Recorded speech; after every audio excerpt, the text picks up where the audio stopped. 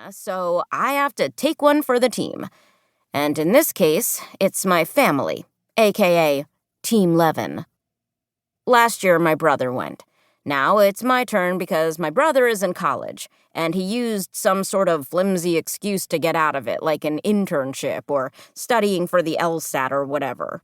Either way, it worked for him and landed me at the overcrowded gate of the overcrowded airport, waiting for a flight that's already been delayed twice and will most likely also be over capacity. But, for the moment, I push the feeling of dread aside. I'm the child whisperer extraordinaire. Other passengers waiting for the plane are coming over to congratulate me. They don't like crying babies either. The mom is handing me a Starbucks gift card to thank me. Her tired eyes are grateful for the one moment of peace I've managed to give her. As my mom likes to say, mitzvah goreret mitzvah, or one commandment or good deed brings around another. It's kind of a Jewish idea of karma. Do one good deed, and then someone else will do a good deed, and so on. In this case, in the form of a Starbucks card, which I pocket for later.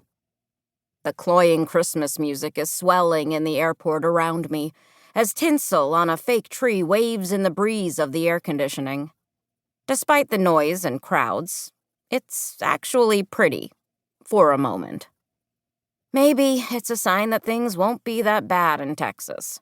Maybe I'll charm my grandmother, and my allergies won't even kick in around the horses. Maybe she'll tell me embarrassing stories I can use to taunt my dad for years to come.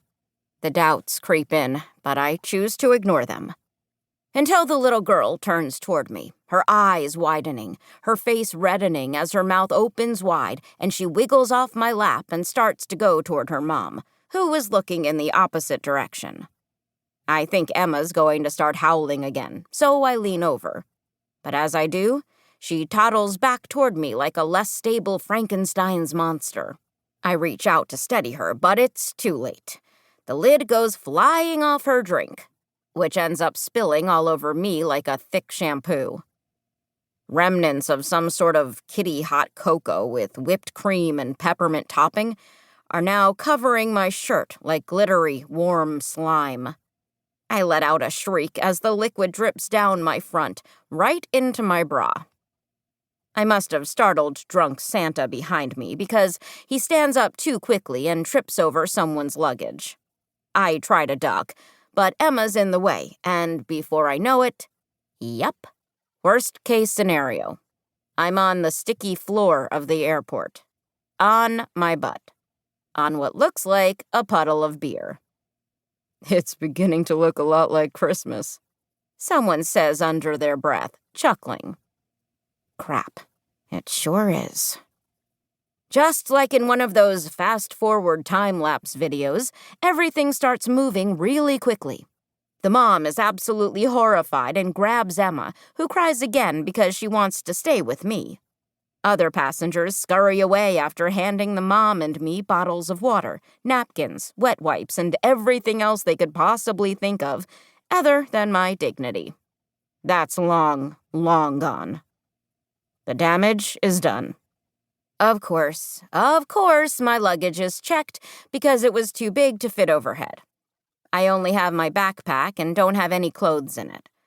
I could run and buy a new shirt from the newsstand or a gift shop, but that's when they start calling passengers. From here, I can see the line at the store is long as people scramble to buy magazines, gum, and snacks. Too long. I'll never make it there and back in time, and the last thing I want to do is wait for another flight.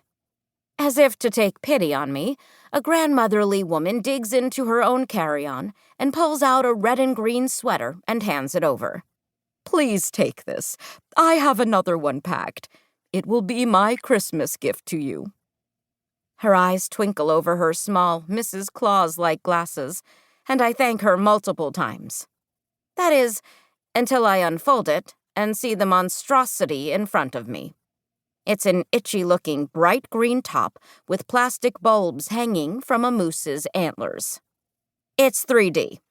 It's practically flammable, and there's no way I'm wearing it. Except for the fact that it's this or my stained shirt